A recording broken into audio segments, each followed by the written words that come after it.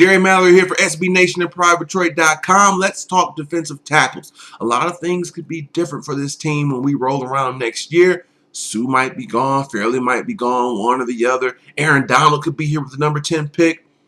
There's so much that could be changed up in that defensive tackle lineup. We're here to give out all the scenarios. Now, before I go any further, we're going to start at the top with Ndamukong Suh. My official stance with all this defensive tackle mumbo jumble is this.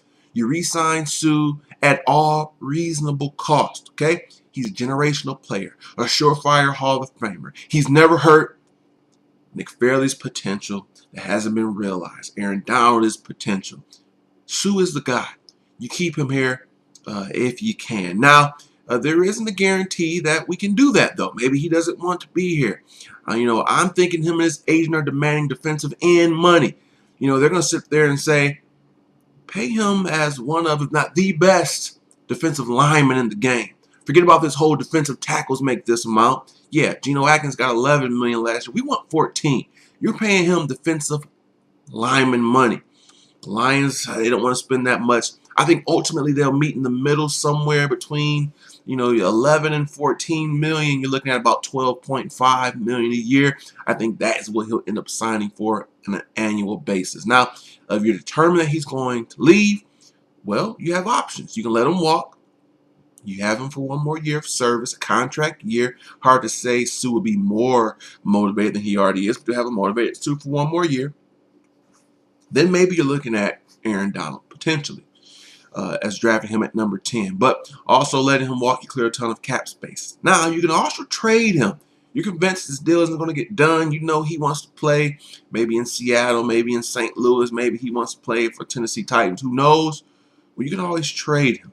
And we could pull off a Robert Griffin III-esque type of trade with the team that allowed the Robert Griffin III trade happen in the St. Louis Browns. Maybe you're calling St. Louis and say, you want Suh? You want to have the scariest line ever with Chris Long, with Robert Quinn, with Ndamukong Suh? Give us your number 2 overall pick this year. Give us a first-round pick next year. Give us a second-round pick in addition to this year or next year, and we can make this thing happen. Those are the options. Like I said, my official stance on if I ruled the world is Ndamukong Suh is here long-term, and he's playing not with Nick Fairley, not with Aaron Donald, but he's playing with a traditional one-technique defensive tackle. Ndamukong Suh is a 3-technique in terms of where he lines up, in terms of his assignments. He's a pass-rushing defensive tackle. But so is Nick Fairley.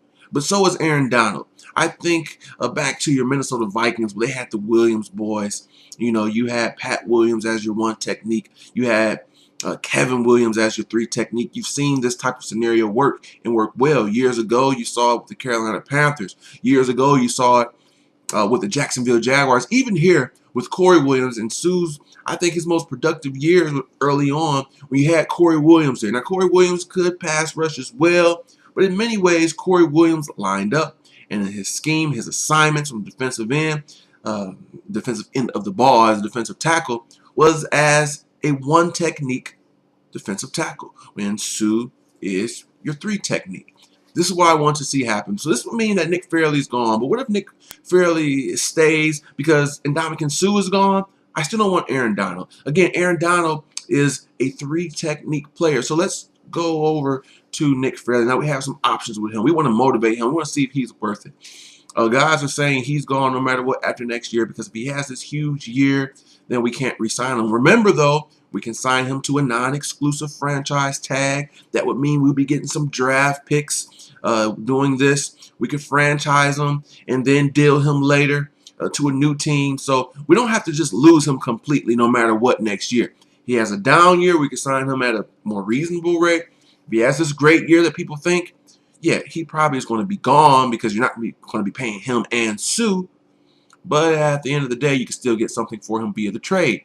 Also, he has this dominant year. We're convinced Suh isn't staying. We've already traded Suh.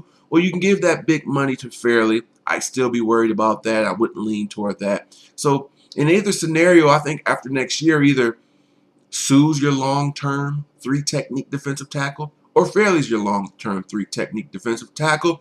So there is no room for Aaron Donald at the number 10 pick. Love what he can bring to the table. Love his potential. But like I said, I want a 3-technique and I want a 1-technique. So go get me a fat boy a run stopper, a guy that can add some pressure as well. Sammy Lee Hill would sound really nice in this position, would he not?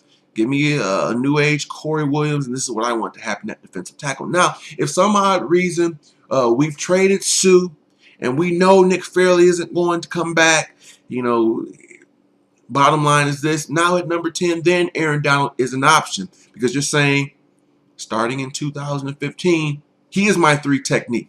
But that's 2 or 3 scenarios down the line. So the odds of me wanting to see Aaron Donald as a Lion, the odds of them drafting him, to me is quite low.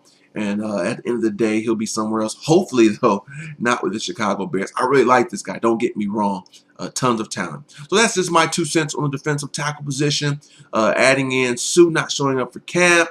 It is voluntary, but, you know, you're supposed to be the captain. You've got a new team, new coaching staff, I should say.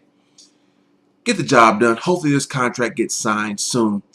So a lot going on. But that's my 2 cents on defensive tackles. We'll be back in a couple of days where we'll be talking about the reach.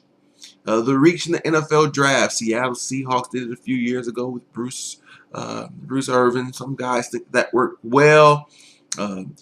Jacksonville Jaguars did it a few years back with Tyson Alu. We're going to talk about some reach scenarios.